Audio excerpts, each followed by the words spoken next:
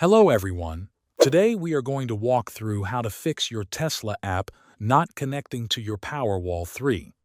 On your phone, confirm you are connected to your home Wi-Fi network on the 2.4 GHz band.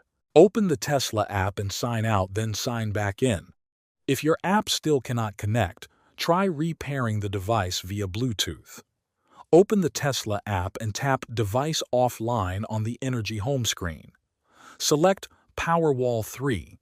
Open the toggle switch cover on the side of your Powerwall. Wait for the app to prompt Found Toggle Switch, then tap Pair to enable Bluetooth. Toggle the Powerwall 3 switch off, then on again, and tap Toggled Switch in the app to complete the connection. If the app still does not detect your Powerwall, perform a full power cycle.